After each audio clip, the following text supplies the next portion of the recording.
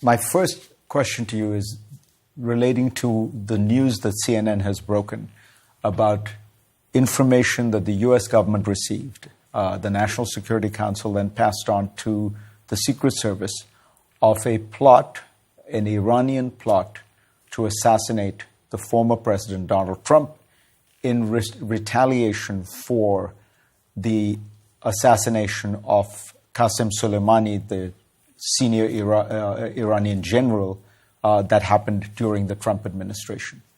What can you tell us about this?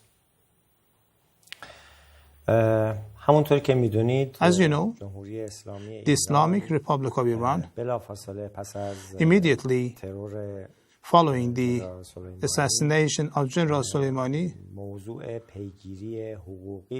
tried to judicially and legally follow this assassination.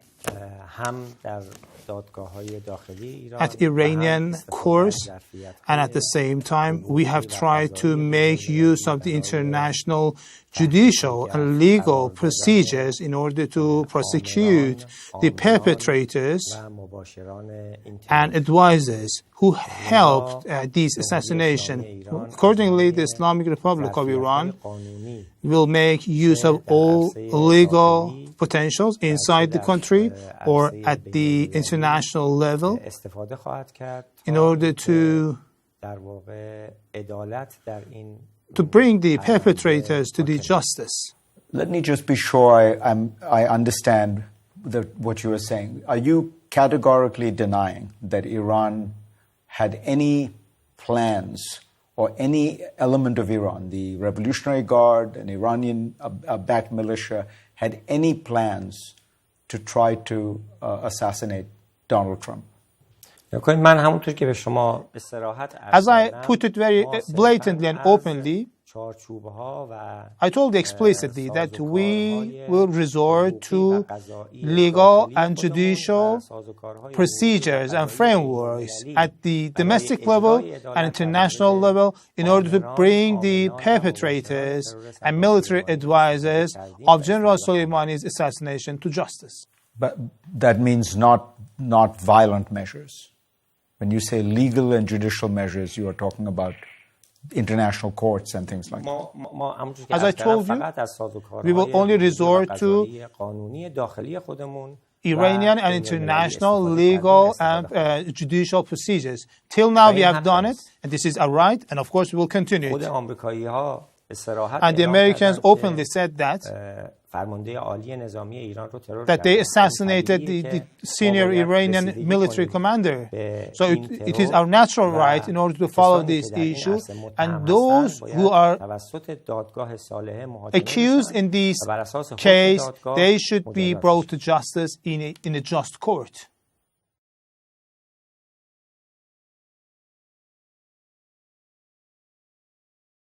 We are learning of a plot to assassinate former President Trump, a plot with no known connection to Saturday's assassination attempt, I should mention. That's obviously very noteworthy.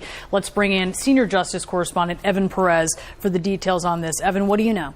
Well, Brianna, in recent weeks, the U.S. government received intelligence from a human source that indicated that the Iranians were plotting to try to kill former President Donald Trump. Now, that led immediately to an increase in the protection for the former president. We heard over the weekend from the Secret Service that in recent weeks they had increased their protection for the former president.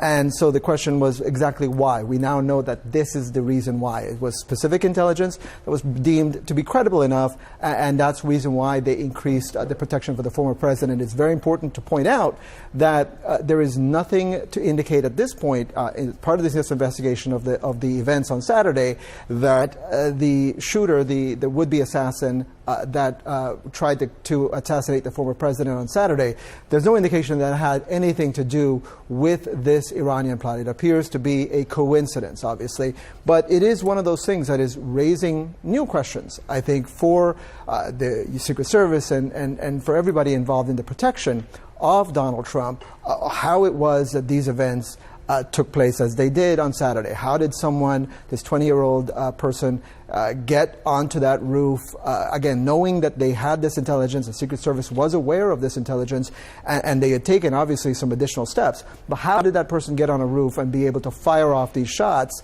that almost killed Donald Trump? Those are very, very big, important questions that you're going to have, Secret Service are going to have to answer in the coming weeks. And then the other issue, obviously, is how much of this played into some of the preparations for this rally. We know that over the period of months that the former president's campaign has been told and has been warned by the Secret Service about the inherent risks of holding these very large, these outdoor events where it's inherently more risky for his security. And the Secret Service would much prefer for Donald Trump or anyone who's running for office like this to hold events in a closed environment where they have better control of who gets in and out and who might have access to him. And so the question there is, were they aware of, to our knowledge, they weren't necessarily read in on the specifics of this plot, but the question is, should they be holding these outdoor events where there is clearly more risk than to do events if they did them inside, for instance, an arena. And so this knowledge now, in retrospect, knowing why they amped up the security, that they had all the more reason to be cautious, obviously, in the setup of the situation there in Butler, Pennsylvania. When we also look, though, and of note, as you point out, this was not connected to what happened on Saturday, but what happened on Saturday was sort of seen as something, obviously, a lone gunman, right. Something that was a little more ad hoc. We've learned now that it was almost 2 minutes that people saw this man on the roof before he took a shot. Right. And that raises a lot of questions about how security was responding there. But just knowing that an ad hoc situation was able to almost succeed raises questions about what a state actor might be able to achieve. And knowing what we now know about this Iran plot, what kind of notes they or another entity that is an enemy of the U.S., what kind of notes they might be taking. Right, exactly. And the issue is, obviously, the threat from Iran has been a known factor, right? There's been warnings about Iran and the fact that they do want to strike back against the United States. Obviously, the 2020 assassination of Qasem Soleimani in Iraq, the top general there in Iran, has prompted increasing concerns about specific officials inside the U.S. government who could be targeted, including the former president, but also Mike Pompeo, John Bolton.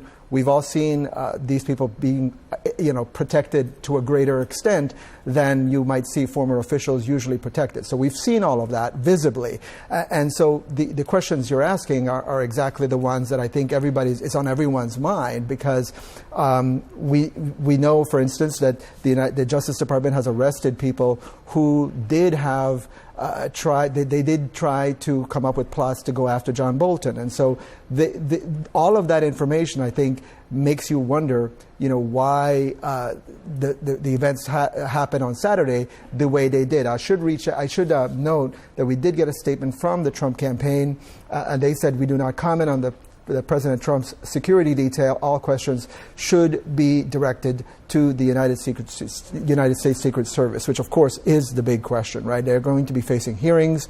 They're going to be facing very important questions from members of Congress who already are asking, about exactly what went wrong here.